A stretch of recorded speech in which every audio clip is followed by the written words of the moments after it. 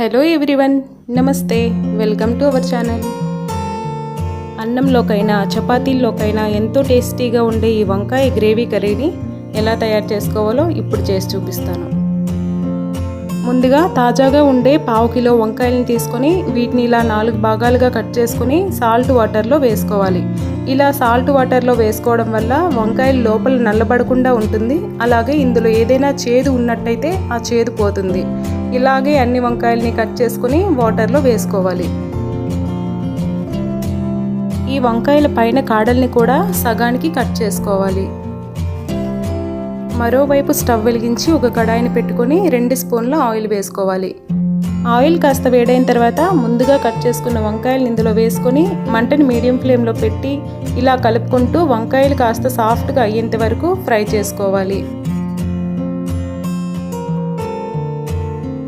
మరోవైపు గ్రేవీ కోసం 2 medium size tomato ముక్కల్ని, 1 మీడియం సైజు ఉల్లిపాయ ముక్కల్ని, అల్లము, వెల్లుల్లి, కొంచెం కొత్తిమీర, అలాగే 1 స్పూను ధనియాలు, 1 స్పూను నువ్వులు, 1 స్పూన్ జీడిపప్పు, 2 యాలకులు, 3 లవంగాలు, అలాగే చిన్న దాల్చిన చెక్క, వీటన్నిటిని ఒక బ్లెండర్లో వేసుకోవాలి.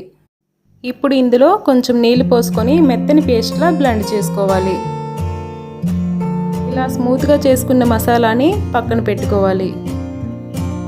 వంకాయలు కూడా ఫ్రై అయ్యి కాస్త సాఫ్ట్గా అయిపోయాయి. వీటిని ఒక ప్లేట్లోకి తీసుకోవాలి. అదే కడాయిని మళ్ళీ పెట్టుకొని ఇందులో ఇంకొంచెం ఆయిల్ని వేసుకొని ఆయిల్ కాస్త వేడైన తర్వాత 1/2 టీ స్పూన్ జీలకర్రని వేసి ఈ జీలకర్ర చిటపటలాడేంత వరకు ఫ్రై చేసుకోవాలి. ఇలా ఫ్రై చేసుకున్న జీలకర్రలో 1 మీడియం సైజు ఉల్లిపాయని చిన్న చిన్న ముక్కలుగా కట్ చేసుకొని వేసుకోవాలి. అలాగే కొంచెం కరివేపాకు రెబ్బలను కూడా వేసుకొని ఫ్రై చేసుకోవాలి. ముందుగా తయారు చేసుకున్న మసాలాని ఇందులో వేసుకొని మసాలా అడుగు పట్టకుండా ఇందులో పచ్చి వాసన పోయేంత వరకు ఇలా కలుపుకుంటూ ఉండాలి.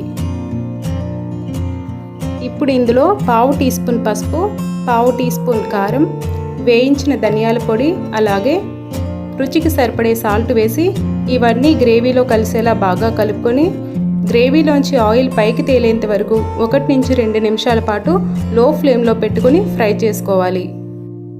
ఇలా ఆయిల్ పైకి తేలుతుంది అన్నప్పుడు ఒకసారి కలుపుకొని ముందుగా ఫ్రై చేసి పెట్టుకున్న వంకాయల్ని ఇందులో వేసుకొని వంకాయలన్నీ గ్రేవీలో కలిసేలా ఒకసారి నెమ్మదిగా కలుపుకోవాలి.